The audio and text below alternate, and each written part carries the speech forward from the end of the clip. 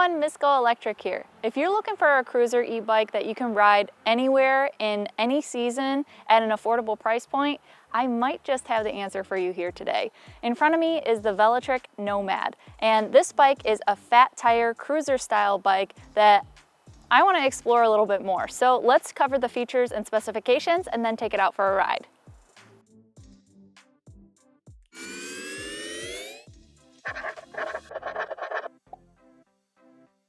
First, let's talk about the frame. This is the step-through design, but they also offer a step-over. The step-through can support riders anywhere between 5'1" and 6'4" in height, and the step-over version can support taller riders between 5'6" and 6'9". That's a really wide range. Now, this bike also can support a whopping payload of 440 pounds. That's amazing. This paint color is called Mango. It's one of 4 different options you can choose from in the step-through design. But if you opt for the stepped-over, then you have 4 more options to choose from. I really think that the design and aesthetic is extremely distinctive, especially for something that is so clean and refined. And I really appreciate that they've taken the extra effort to really make it look special. Okay, so now let's talk about power and range. This has a 750 watt motor that peaks at 1200 watts. That seems like it's going to be great performance. Now, as far as the battery goes, this is a 48 volt, 14.4 amp hour battery. So that's equivalent to about 692 watt hours. This can charge in about 5 to 6 hours, and it comes with a 3 amp charger. This battery is made with either LG or Samsung cells, and the unique thing about it is that it's UL certified. So that really creates a lot of peace of mind and something that I would recommend people looking out for when they're purchasing an e-bike. You don't find it too often, especially in this price point. Now, the other thing about this battery is that it is projected to deliver anywhere between 52 and 55 miles of range, depending on whether you're using the throttle only or the pedal assist modes, according to Velotric. Let's talk about some more features this bike has to offer, starting with the hydraulic brakes. Now, usually in this price point, you don't see high-powered brakes like this, and although they're unbranded, they're paired with 180 millimeter rotors, so should have great stopping performance when it's paired with a really high-power motor like this. Another place that Velotric decided to go hydraulic is the front fork. This is an 80 millimeter travel front fork, and it has preload and lockout. The shifter here is a Shimano Altus 8-speed gear set. So I've had a lot of Shimano systems before, and hopefully it's the same, nice and smooth. Next, let's talk about the thing I always seem to talk about in all of my e-bike reviews, which is included accessories. I love to see when an e-bike for a casual rider like this includes fenders, lights, and things of that nature. Now, this one did come with the fenders, and it included an integrated front light, but the rear light here is a rechargeable light on the seat post. So that is one thing that I would like to see immediately be improved, is to have an integrated light off the rear. The front light, the note that I want to make about that is that I had to actually manipulate it so that it would work on the bike with the front rack. So if you do end up opting for a front rack, keep that in mind. I like to see a rear rack, but this one they don't have available yet. And I know on their other bikes, the Discover 1, they do offer a rear rack. And it looks like there are some mounting points here on this frame, so hopefully they're working on that and they'll offer it soon. Now on to comfort. The saddle here is very wide and it has a nice foamy material. It's a little firm, but not too firm. That's what I like about it. And it also has these springs on the back, so it should provide a comfortable ride. Now also, the riding position of this bike is more like a cruiser style because of the shape of the handlebars, and I really like these grips because they have that rubberized material and the paddle shape on them. I think this is going to be a pretty comfortable ride on all sorts of types of terrain. The Velotric Nomad is normally priced $1,600, and I think that's a pretty decent price for what this is, but I've seen it on sale for about $1,400, which seems like a crazy value. I'm really excited to see how this performs, so let's get out on the trail and try it out. Okay, let's try out some pedal assist testing. Right now I'm pedaling without any assist just to see how we can get this moving. Now, something to keep in mind is that this bike is 72 pounds, so it's a little heavy. But I'm having no issue pedaling this right now. It doesn't feel heavy to me. This is paired with a Shimano 8-speed shifter here with an Altus derailleur. So we have higher levels of gears for this bike, which I think is good if we can get up to speed. Once I get down from this hill, we'll try to get into the pedal assist testing. All right, put it in pedal assist 1. Very minimal power output in the pedal assist 1, and can already start shifting up because my legs are spinning around quite a bit. I really like this Shimano shifting set because I prefer when it has the thumb and finger adjustments instead of the plus minus on the other styles that they offer, like in the tourney. So I really like this very easy shifting mechanism. All right, let's move up to pedal assist 2. Pedal assist 1 is limited power, but I'm doing about 12 miles per hour, so let's give it a little bit more. Something to keep in mind is that this is a cadence sensor. It's pretty responsive considering it's a cadence sensor, but still very smooth. Right now I'm in pedal assist 2 and I'm only going about 12 miles per hour here, so it's very minimal power out of the lower ends of the pedal assist levels. Let's take it up another notch, see if we can feel a little bit more. There we go, we get a little bit more of a boost of power in pedal assist 3. Can definitely feel it helping me out now.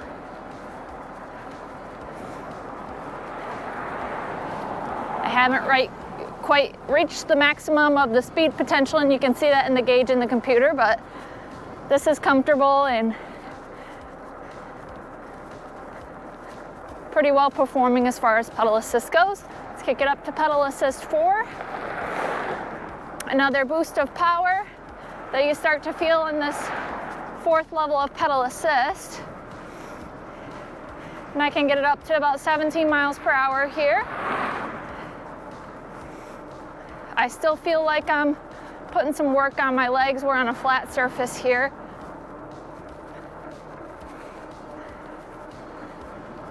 Let's try pedal assist 5. Oh my gosh, that was a significant boost of power. Definitely gotta bump my shifting up now. Wow. Okay, so the difference between pedal assist 4 and pedal assist 5 is significant. I feel like I don't have to put in like any work in pedal assist 5, and at this point I'm glad that they have this paired with an 8-speed shifting set because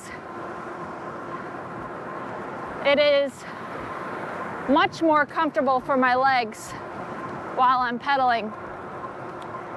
We're maxing out at pedal assist at 20 miles per hour, so top speed is as what they say for the most part on flat surfaces. I'm coming up this hill with no problem though. Really great performing pedal assist, and again, I love that it's paired with this 8-speed gear set.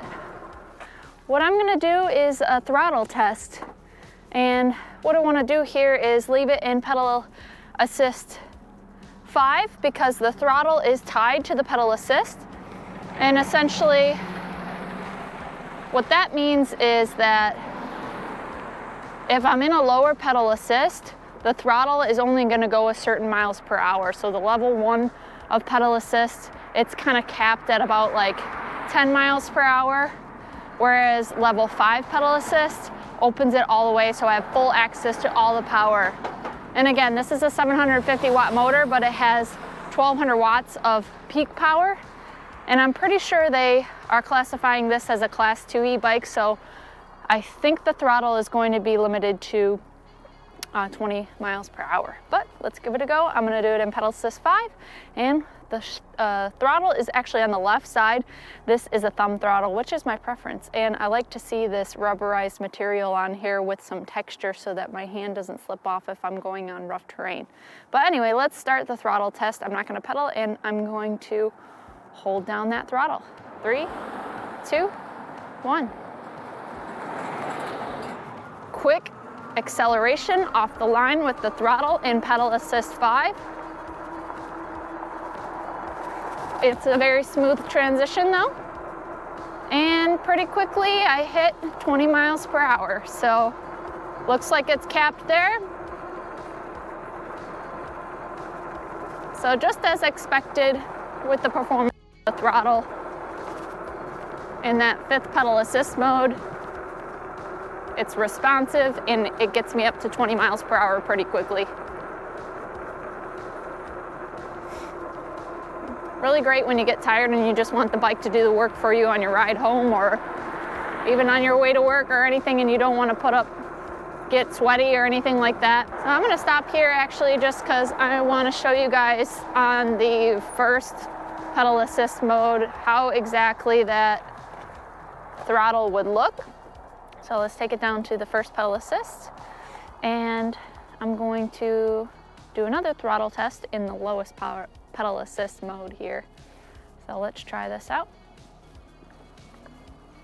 Very slow to get up to speed and very gradual, but as you can see, I'm hitting about 9 miles per hour, which is right about its max. I might be able to even hit 10 if I'm not going up any incline, but I could definitely see myself utilizing this pedal assist and throttle combination at these lower speeds when I'm just starting to get used to the bike. For one, I think it's good for beginning riders, but also in cases where I'm kind of on a tight trail and I want to turn around and I'm kind of cockeyed on a hill or anything like that, and I want the bike to get me out of the situation. 10 miles per hour max, that's right. So let's take it up to pedal assist 2. Let's see how much quicker it could get up into the 2nd pedal assist mode on the throttle. And I'm on fairly flat terrain here. About 12 miles per hour for the pedal assist throttle. Pedal assist 2 mode with throttle only.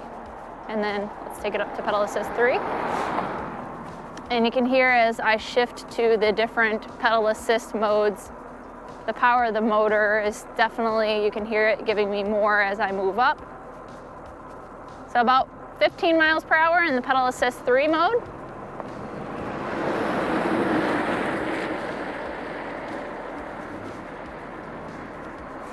Very nice. And we'll try pedal assist 4.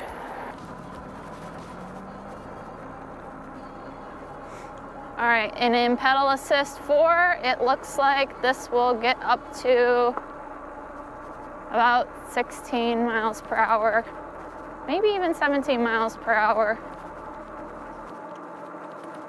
So I feel like this is calibrated in a way that it's very balanced and really ideal for first-time riders.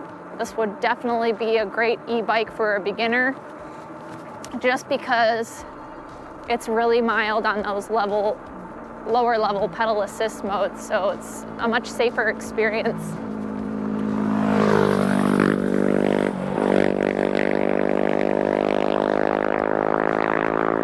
See how much quieter we are compared to this guy making so much noise around us?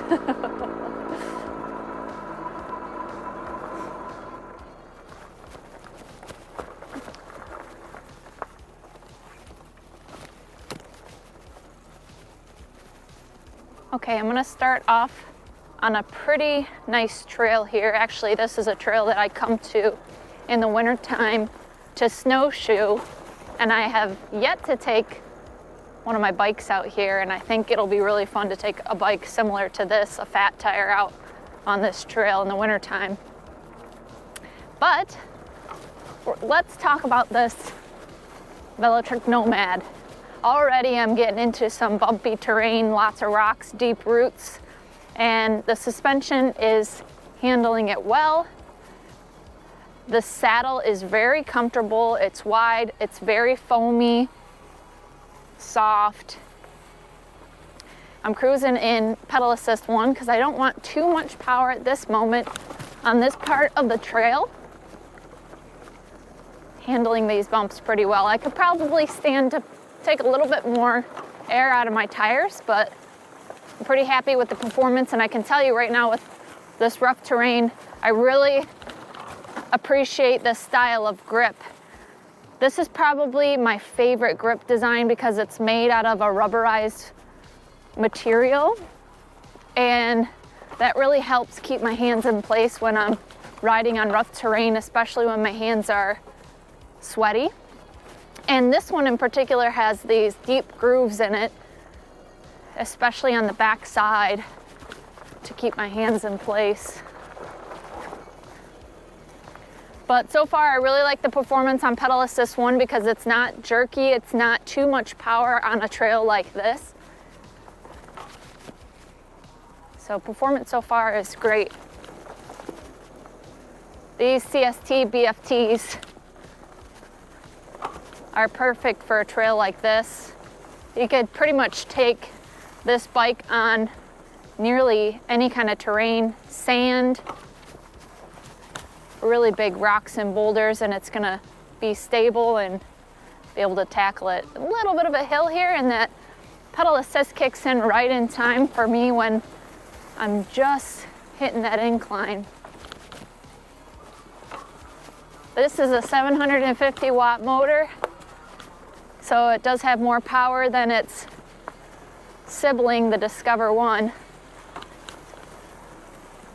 And this bike is really more for the person that wants to go in more types of situations. You could use this as a commuter too. I particularly enjoy the shape of the handlebar for that because it does kind of almost feel cruiser style because of that. The way it kind of comes up and then out towards the rider. But I think this is performing pretty well. Obviously this is not like a true mountain bike, but it's doing a great job on this trail. The Nomad also has hydraulic brakes, so I think that's perfect considering it has a more powerful motor. You need better stopping power, especially if you're going to take this on all different types of environments and terrain. You really want it to have good stopping power. Really tackling these deep roots nicely. I'm going to take it up to pedal assist 2 just to see. It's a little bit different as far as the amount of power. Not too drastic, but it's also really smooth transition,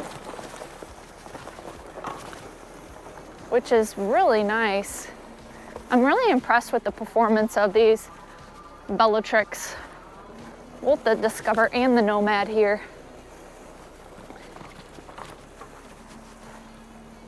On the lower pedal assist modes, the motor is pretty quiet.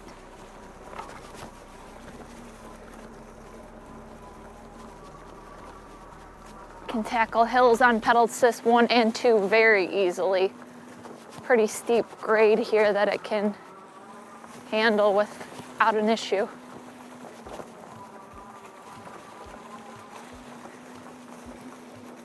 The riding position is nice on this bike because, you know, you tend to see with more all-terrain style bikes like this, you lean forward a little bit more and have more pressure down on the handlebars, but since the shape of this handlebar is kind of up and out and almost like cruiser style, I'm sitting very upright and it's really comfortable. Well, this thing can really tackle these, but I'm bouncing around a lot off my seat, so I definitely gotta take some air out of these tires.